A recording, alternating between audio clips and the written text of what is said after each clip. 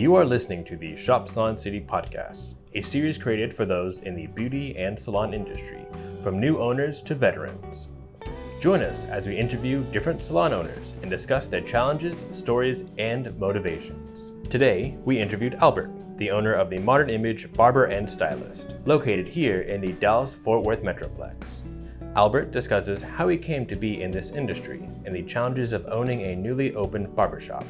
Thank you so much, and I hope you enjoy the episode.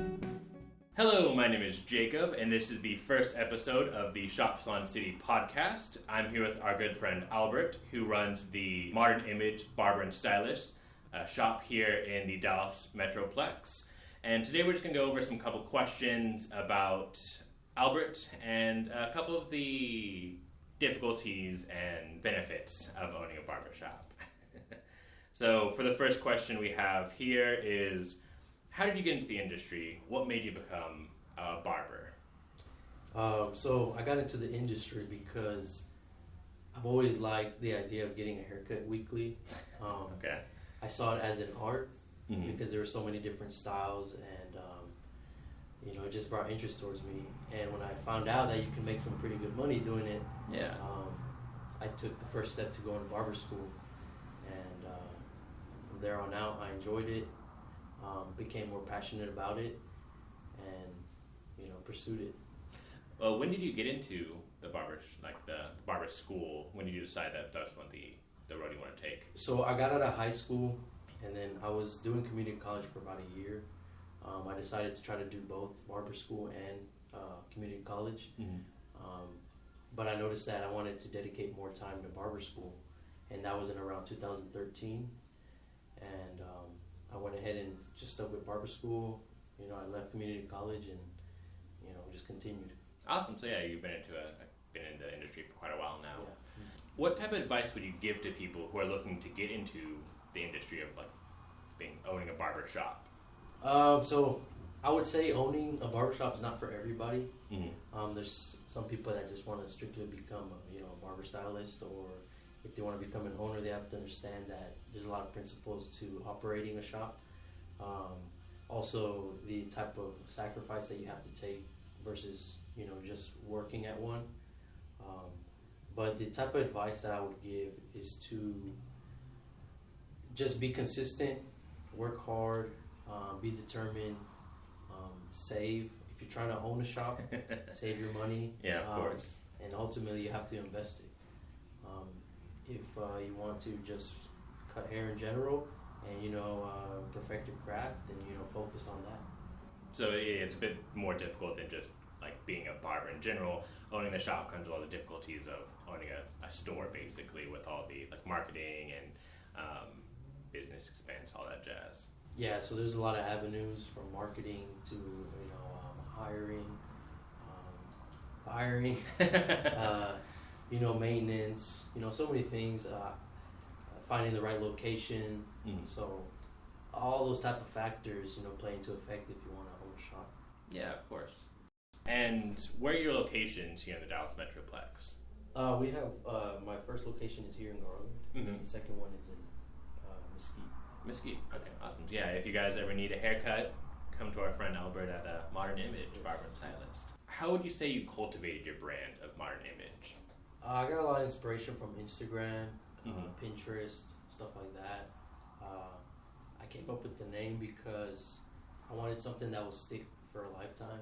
Yeah. The name Modern is always present day, and then your image is what's important. Yeah. And since we're barber and we're stylists, we not only just cut the hair, but we style people. That's why I put the name together, and I felt like the name itself could, actually be, a pretty big brand. So that's why I went ahead and came up with Modern Image. Awesome. Going on with that, what are some places that you said you get your influences from? You said Pinterest, things like that. What avenues do you go to for those interests? As a barber, you follow a lot of barber pages, maybe barber shops, and you kind of pick things out of there. I also like to do a lot of traveling, so when I go to different countries, I see the culture behind the the shops there, and I would pick up a few ideas from there, and then just try to, I guess, come up with an aesthetic that I liked. Were there any moments while owning the barbershop or like creating the barbershop that you like felt like you wanted to give up, where like the world kind of crushed in on you, and like you decided like, hey, maybe this isn't for me? Did you have any of those moments? Time to time, I guess, when you have money invested in something and you're not seeing the return as fast as you want it to. Of course, you have to adapt, improvise, and figure out a way to do things in a better fashion, so that way you can actually reach your goals. And there was a time, I mean, especially I'm sure for many business owners during COVID, it was questioning whether I should remain open, just because I didn't know where the future was going to be, as far as the barbershops, because we were one of the last businesses to be able to open. So it was almost about 2 months, and I was like considering like, well, is this something I should continue doing, like, because I still had to continue paying rent, etc. So I said, this is kind of giving me a big punch, in the stomach. I was like, so is it worth it, And so that was probably one of my most difficult times. It was during COVID, the quarantine. And before that, there's, obviously when you first start out, you're trying to build that foundation, and trying to set that is kind of difficult at times. But again, like I said, you have to put in a lot of work.